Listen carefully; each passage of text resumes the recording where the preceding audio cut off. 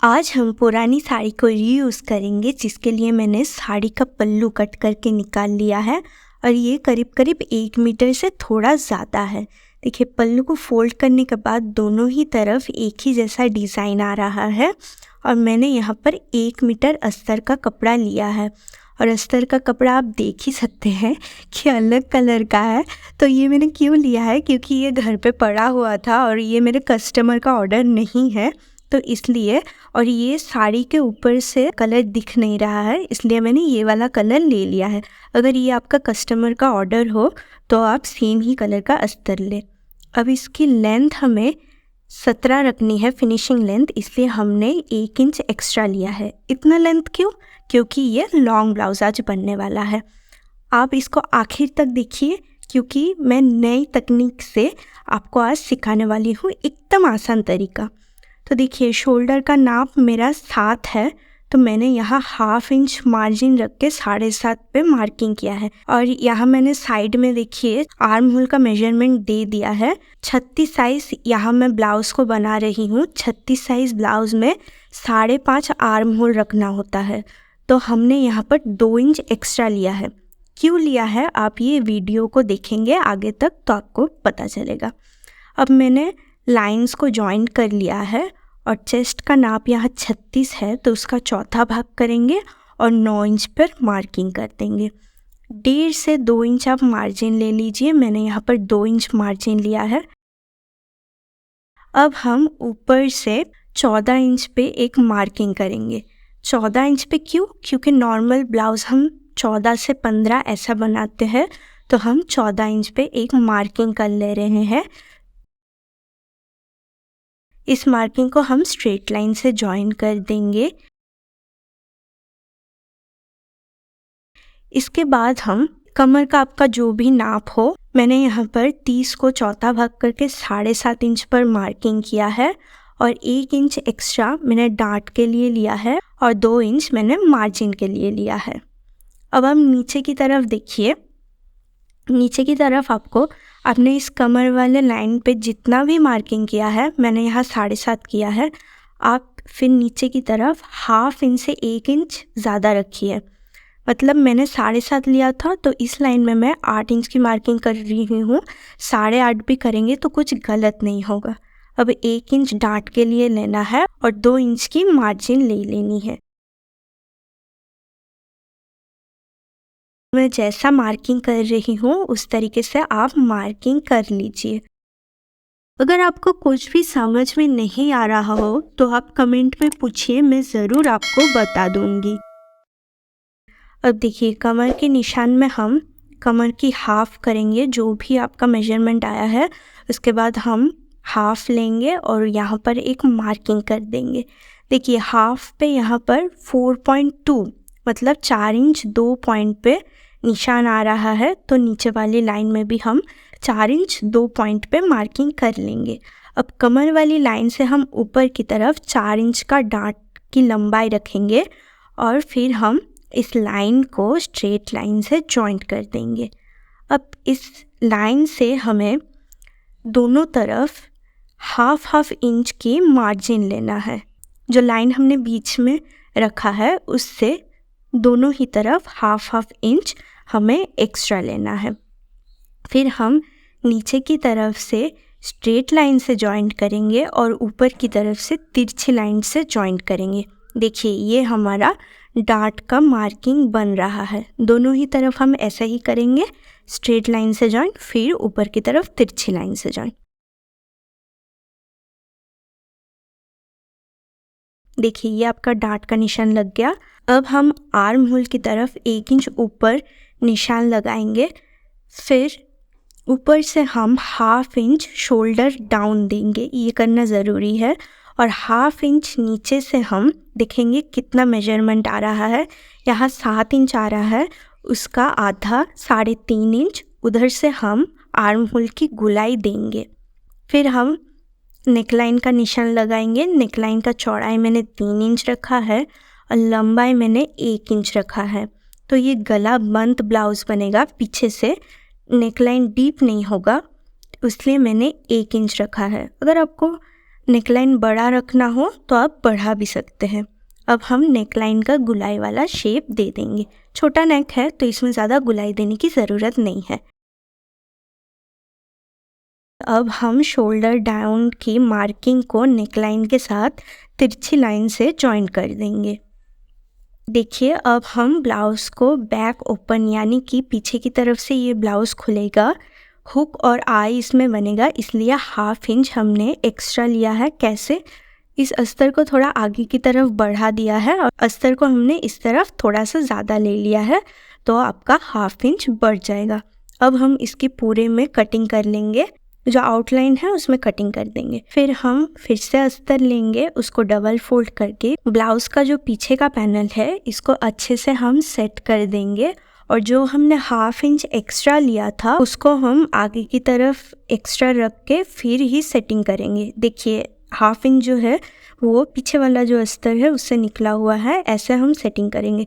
फिर जो आउटलाइन है उस आउटलाइन में हूबहू ये ब्लाउज़ जैसा है वैसा मार्किंग करना है। सिर्फ एक चेंज करना है, वो आपको ध्यान में रखना है। नीचे की तरफ आपको 1/2 इंच बढ़ाना है। आप पूछोगे क्यों?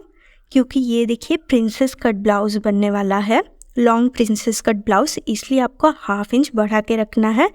1/2 इंच नहीं बढ़ाएंगे तो क्या होगा, आपका सामने की तरफ उठेगा ब्लाउज़ थोड़ा, तो 1/2 इंच आपका कम पड़ जाएगा। अब हम पीछे वाले पैनल को हटा देंगे और ब्लाउज़ के सामने वाले पैनल में हम कंधे में और 2 पॉइंट का झुकाव देंगे। ये क्यों कर रहे हैं आपको वीडियो में आगे पता चलेगा। और ये प्रिंसेस कट ब्लाउज़ है, इसलिए आपको ब्लाउज़ के साइड में आपको चेस्ट की तरफ 1 इंच बढ़ाना है और एकदम नीचे से आपको 2 इंच बढ़ाना है।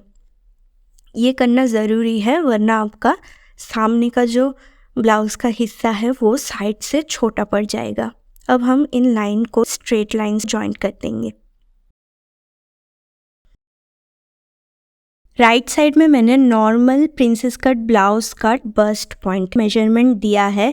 L यानी कि लंबाई और W यानी कि चौड़ाई। 36 साइज़ ब्लाउज़ में 10.5 बस्ट पॉइंट का लंबाई होता है, पर हम 1/2 इंच बढ़ाकर ऊपर से 11 इंच पे एक मार्किंग कर रहे हैं और चौड़ाई 3.25 इंच होता है, पर हम 2 पॉइंट बढ़ाकर ब्लाउज़ के सामने से हम 4 इंच पे मार्किंग कर रहे हैं।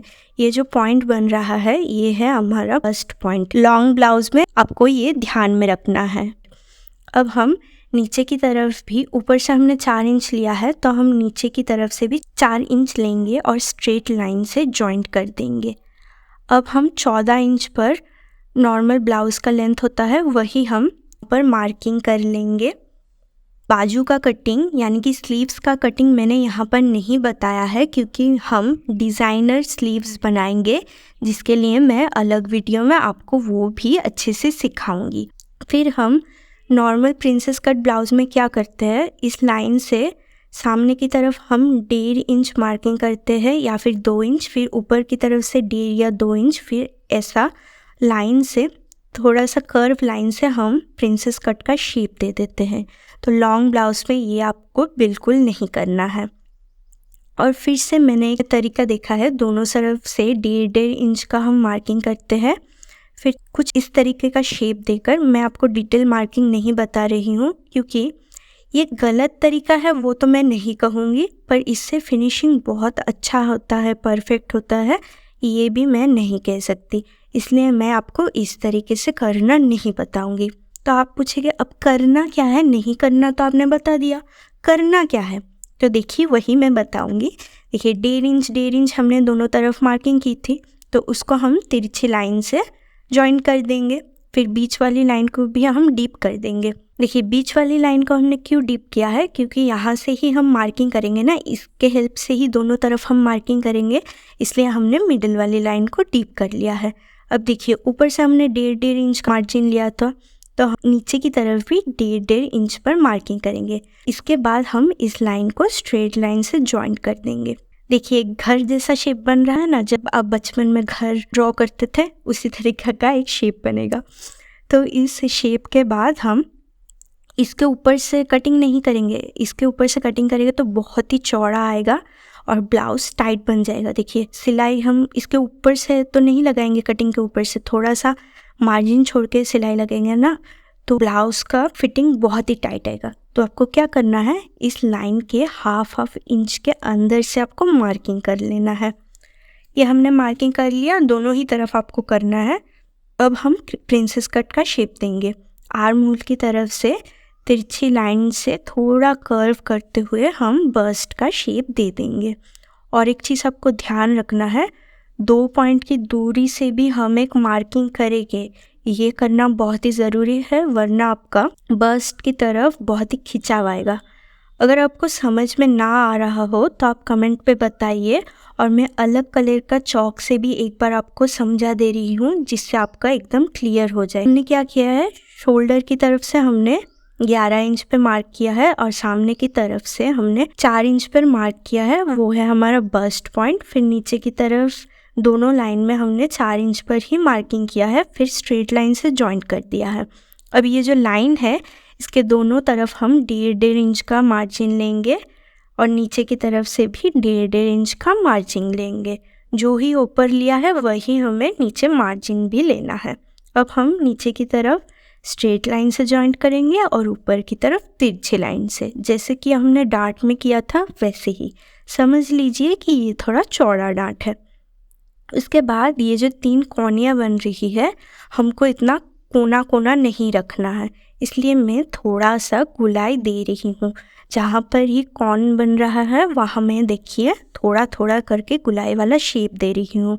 जब हम कटिंग करेंगे ना, आपको ये समझ में आ जाएगा।